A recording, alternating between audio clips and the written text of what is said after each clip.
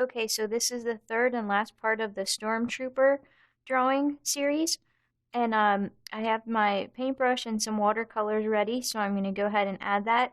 I want to do a wash around the top part and then have some paint dripping off the bottom part. So I'm going to start up here with the wash, and I want to keep a little bit of sort of a barrier between the wash and the actual drawing.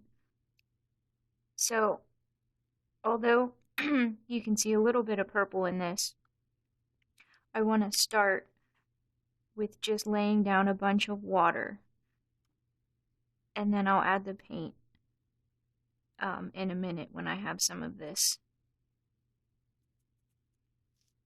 water spread out. So you can see, if you start with the water, when you add the paint, it's only going to blend where there's water. And that's the effect that I want to have.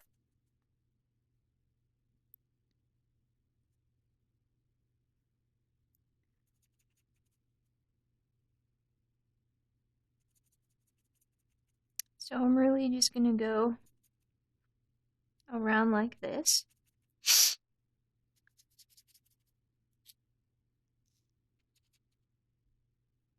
And just go back and forth between the actual paint that I have mixed and the water by itself to get this sort of effect that I want.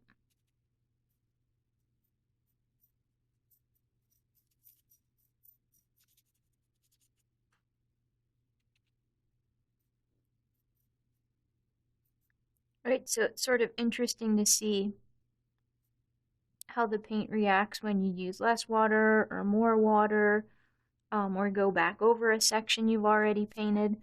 That's sort of fun to sort of mess around with and see the different effects that you can get.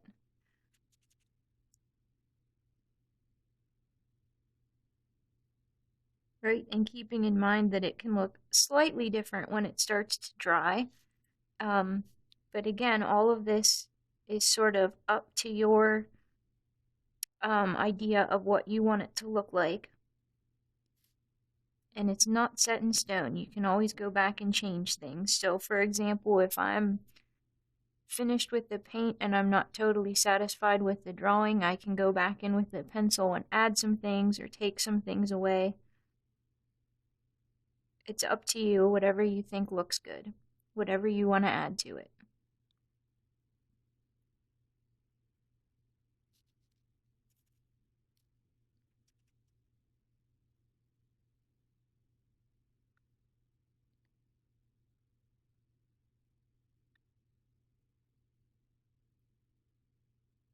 Right, so you can see at the top already it's got that sort of barrier between the drawing and the paint, which I like. I want to definitely keep that.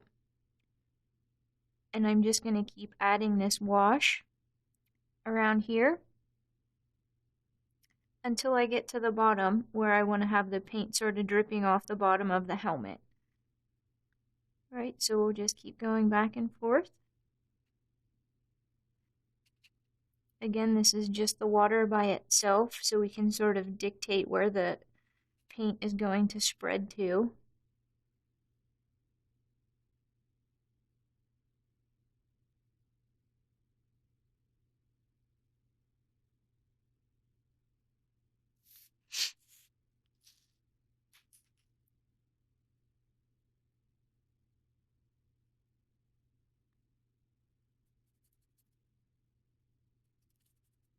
And if you want to do more of a wash in one area, less of a wash in another area, again, there's not a right answer. It's just whatever you feel like doing.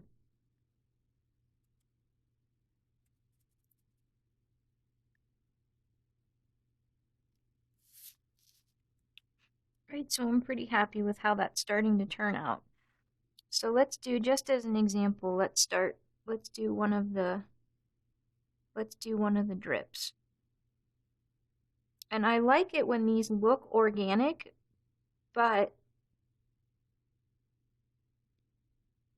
I sort of try to plot where they're going to turn out. So in other words, if I paint the water where I want it to go, I have a lot more control over what ends up actually happening.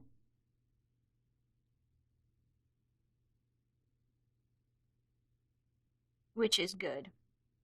And it looks like it happened naturally, but I can sort of put the drips where I want them to go, and I can include however many I want to include. I can sort of tap the paper to make that drip down a little more. Right, so maybe let's add another one on this side.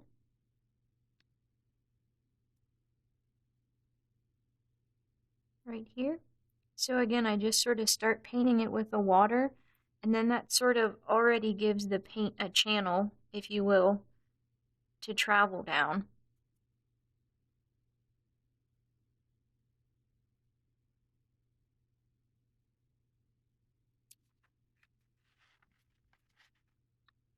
Right, just like that. So I'm just going to continue doing that until I'm satisfied with how it looks. And again, I can go back and forth between the drawing and the painting until I'm happy with it. And that's my Stormtrooper drawing.